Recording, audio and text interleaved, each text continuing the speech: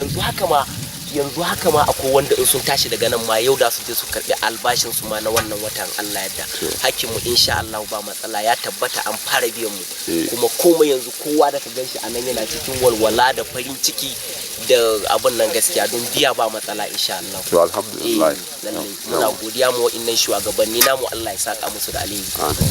Before I didn't have anything to do, but yes will come, give me little money, I gather it, open restaurant to sell food. Ku kun canja mana rayuwar mu. Allah ya albarka. Yanzu abun wanda kuka ba mu. Mun saya ma yaran mu mun sa su makaranta. Mun saya musu kaya mun sa musu takaddu.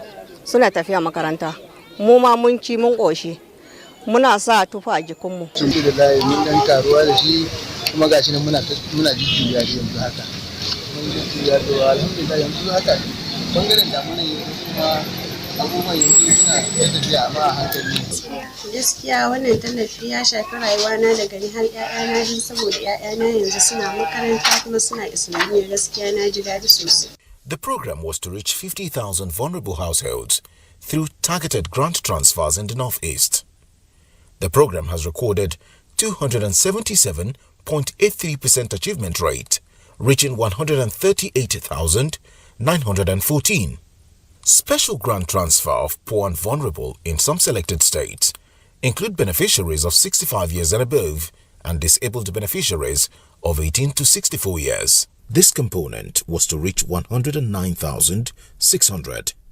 Yeso was able to reach 99,023 beneficiaries. This represents a 90.30% achievement. Yeso program pioneered the establishment of the social register in the country to such a manner that the federal government did appreciate and also put in place a different office that would replicate what we're doing in other states that are not, don't have the Yeso support.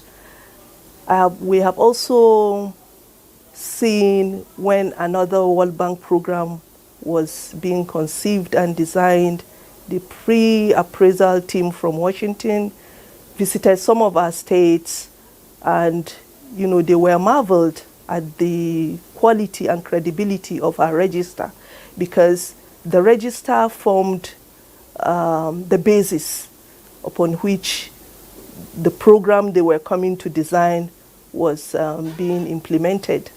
As with all organizations over the world, Yeso was negatively impacted by the recent health crisis.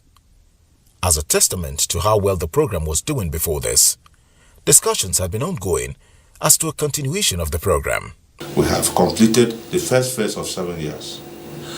It is my prayer that the extension that is coming up, Crossfire State will benefit from it. We don't allow any interference from the political leaders so that we can achieve the goal, the targeted persons, and who are the poor and vulnerable. Since we have seen that this is a success story, it is not something we want to just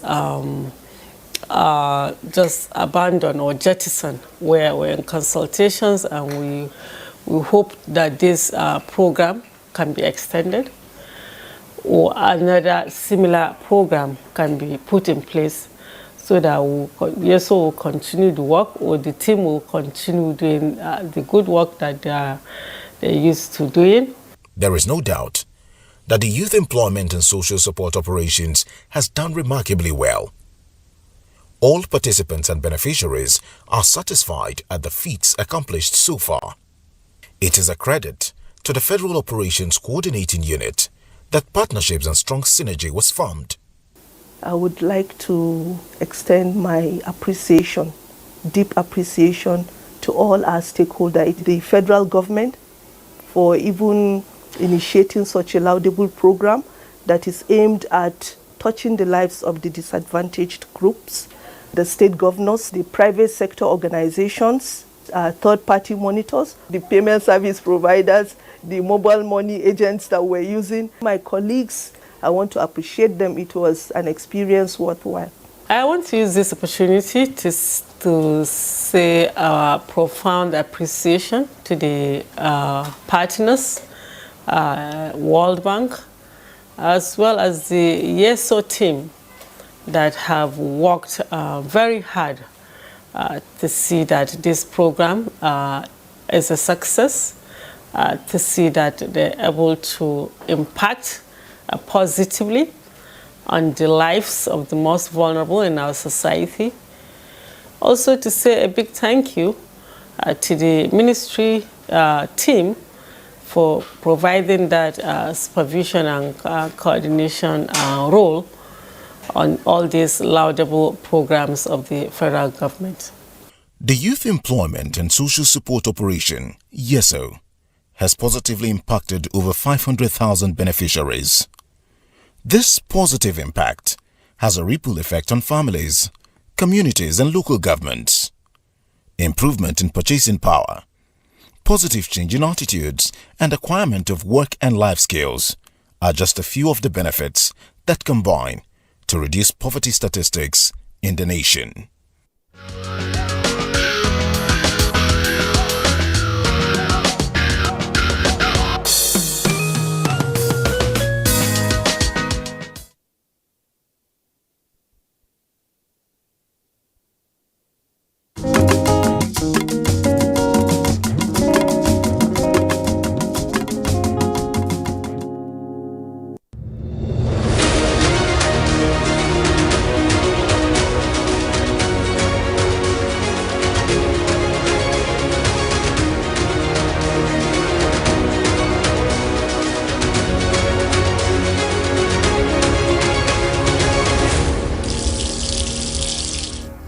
You are welcome to this edition of the Power Circuit, a program brought to you by the Transmission Company of Nigeria, TCN, to inform you about its efforts towards advancing bulk power transmission and its other roles in the power sector. It also showcases the passionate moves of the Minister of Power, Engineer Saleh Maman, in reforming the sector. I am Chinwenwa Anyao, and with me on the program today is Amara Agugesi. In today's edition, we have special reports packaged for your viewing delight. From the Minister's desk, you will get to know the various strides of the Minister of Power, Engineer Maman, of recent, as we bring you a highlight of a series of activities. TCN electricity employees commit to boosting operational synergy.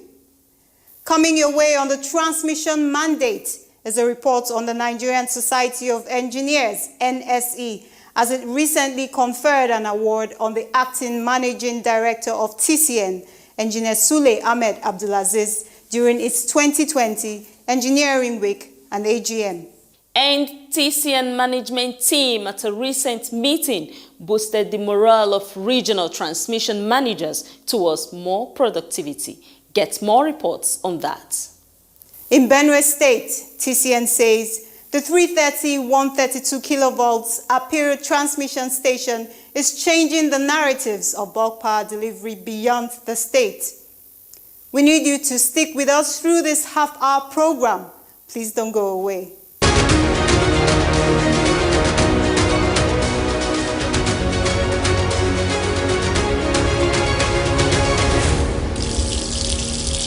The Minister of Power, Engineer Saleh Maman, is not relenting in his vision of reforming the power sector and seeing to a new experience of improved power supply for Nigerians. This report highlights some critical workday activities of the minister.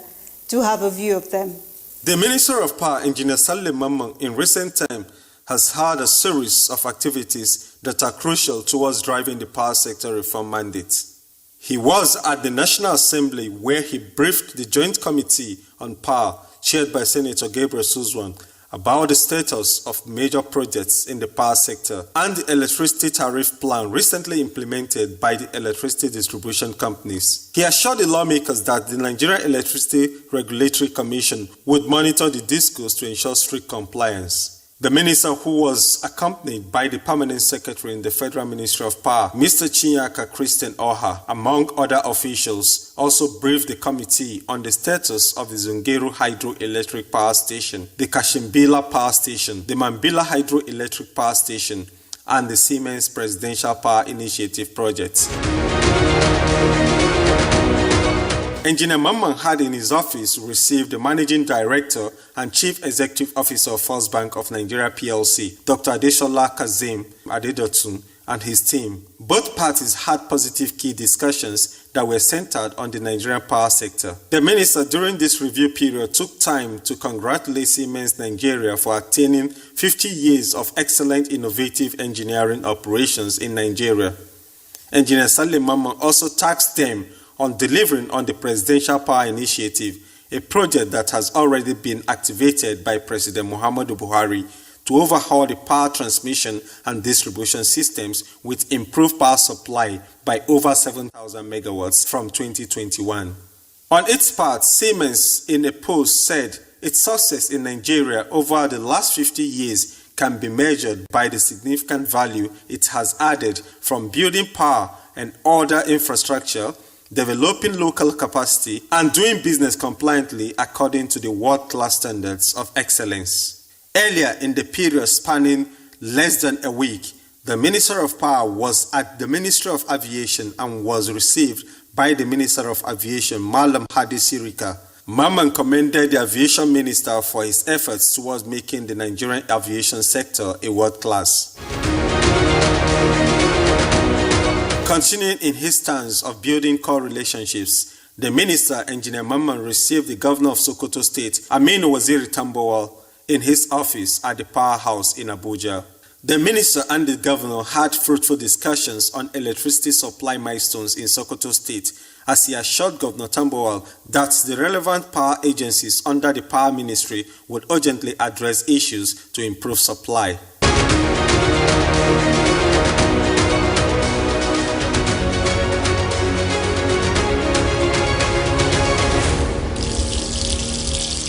The management of the Transmission Company of Nigeria, TCN, and the executives of the National Union of Electricity Employees, NUE, have reiterated their synergy towards addressing operational issues and the welfare of members of staff. The meeting was led by the acting MD, CEO of TCN, Engineer Sule Ahmed Abdulaziz, and the General Secretary of NUE, Comrade Joe Ajero, at the TCN corporate headquarters in Abuja. Let me start by congratulating the Secretary General for his election as the Deputy National President of NLC. He further highlighted the achievements of the Transmission Company of Nigeria since he assumed duty as the acting Managing Director. This our team is new. We just came almost 4 months ago. But within this period, we have achieved a lot. Engineer Abdulaziz said the transmission rehabilitation program meant to expand the power transmission grid was on course while targeting the completion of over 100 ongoing projects. So far, within these 3 months, we have completed the following. We have completed 2x130 kV line extension at Ikorodu and Shagamu. We have completed the installation of 100 MVA at Oba. We have completed the construction of 2x60 MVA at Gagarawa. We have completed the installation of 1x30 MVA at Ishain. And we have completed the installation of 150 MVA at Kanokumbozo. All these projects are completed and are awaiting official commissioning by the Honorable Minister. Then also, we are planning retirement training for 73 TCN staff. Already a consultant has been identified to carry out this assignment. Engineer Abdulaziz said, among other things, TCN effectively transmitted all-time peak generation of 5,377.8 megawatts on August 1st and repeated same on August 19th when all-time peak generation of 5,420.3 megawatts, which was 23.5 megawatts more than the earlier peak generation of 5,377.8 megawatts achieved on August 1st, 2020. The TCN henchman also said the company has boosted its operation due to the cordial relationship it is having with the electricity market participants. This is done because of our cordial relationship with all the market participants. He further spoke about collaborations with international financiers, including the African Development Bank, in their support for the execution of critical power transmission projects. In order to keep the transmission rehabilitation and expansion program moving, even during the COVID pandemic, we have met by Zoom with key international donors agencies to build more confidence and demonstrate TCN's readiness to work with them and solicit for their support. Responding, the General Secretary of NUI and Deputy President, Nigerian Labour Congress, Engineer Joe Ajero, commended the TCN management for maintaining robust relationships with other agencies and market participants in the power sector. He, however, called for distinction, ensuring that TCN was more enhanced with project delivery. We only need to look at the projects that we were awarded contracts to find out whether there are projects that could be handled internally by our workers.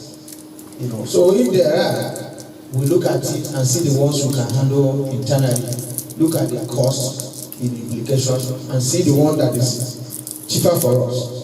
The union leader, while pledging his support to the management of TCN, said continuous discussions were crucial to sustaining the relationship between the management and the staff union of the company. But we always make room for reconciliation so that we move the system forward. If you watch all the issues we raise here, whether we deny it or not, some of them are management issues to make your work more effective, more efficient. In his concluding remarks, the acting MD, CEO of TCN, assured that he will do more to make the members of staff happier.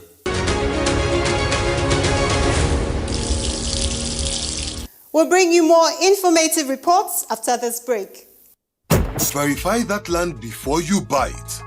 To drastically reduce the incidence of building under the transmission right-of-way or encroaching on designated TCN land, members of the public are hereby requested to verify land near or along transmission line route before purchasing it. Verification should be made in the Land Development Authority or at the TCN office.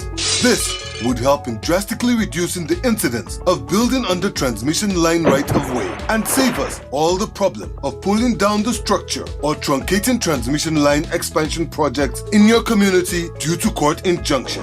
Help us serve you better. Verify that land before you buy it.